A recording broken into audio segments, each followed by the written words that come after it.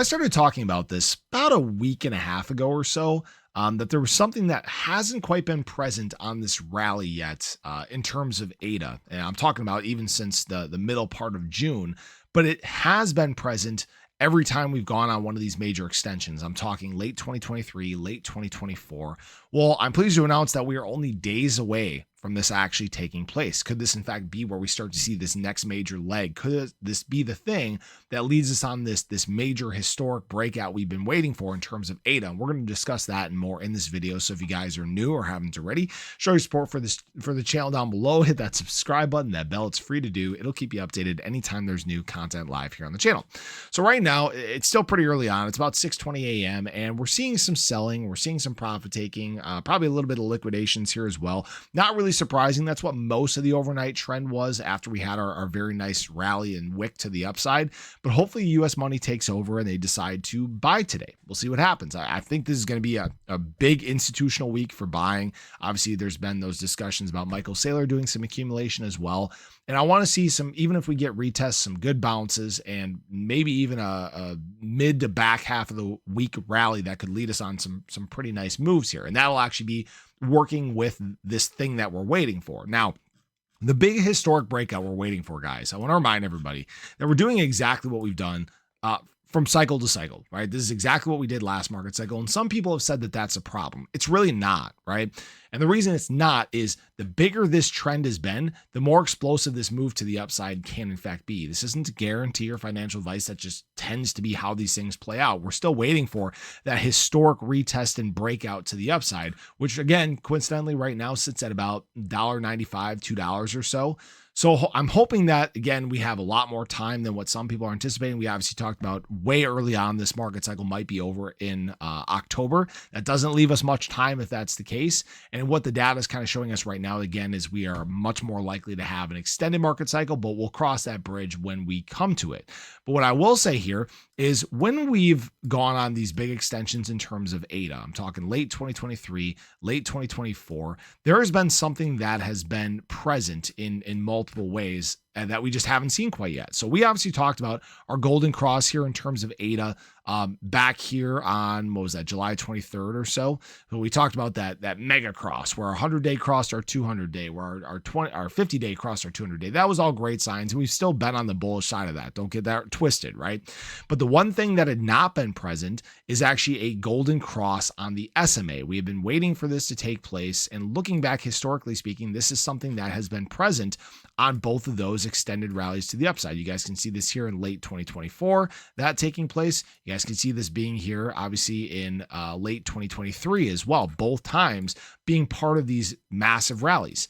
We have not gotten this cross quite yet, but right now, with the trajectory of this trend, it's looking like we are going to get this cross taking place sometime in the middle of this week. Could be Tuesday, could be Wednesday, could be Thursday. But what this would mean is that we're crossed on both the SMA and the EMA. Most people use the EMA, but this could in fact be a trigger that causes a lot of excitement for the crypto market, or just happens to coincide with some positivity. We need to remember that midweek, that's when we get those macro reports. That's something that could in fact affect the crypto markets. So I'm pretty excited to see how this plays out. This has a very good track record historically speaking. If you look back throughout the entire Cardano history, the entire ADA history, when these crosses are taking place on both the SMA and the EMA, it tends to be during some of these big extensions. I will say, we still need to see BTC showing strength. We still need to see Ethereum get this confirmed breakout. It's not happening quite yet, guys. Even yesterday's close was basically right on top of this 4250. It was actually almost exactly at 4250. 4251 is what it was. And right now we're still kind of back between 4250 and 4100. So that's not really surprising that we haven't made this extension yet. So this could be all, again, where everything just kind of works in our favor and we get this extension all at once, this big massive blowout and big short squeeze that we've been waiting for, right? Now, this actually came from Rare Evo, and this was actually, who was this again? Altcoin Daily, talking to Charles Hoskinson. And Charles Hoskinson, again, alluded to Cardano flipping Ethereum. And I know some people have a certain mindset about that, but he was also joking about Vitalik retiring in 2026. And here's the thing. A lot of people like to think they know the future, and they don't. Nobody does, right? I don't think anybody back in 2022, as Solana was cratering, would have the foresight to see late 2023 it being the meme coin playground, right? To see that kind of surge and that kind of growth in terms of price, right? I don't think anybody saw institutional money accumulating BTC in the way that they have back when we were just discussing spot Bitcoin ETFs in 2022, right? They actually just obliterated expectations.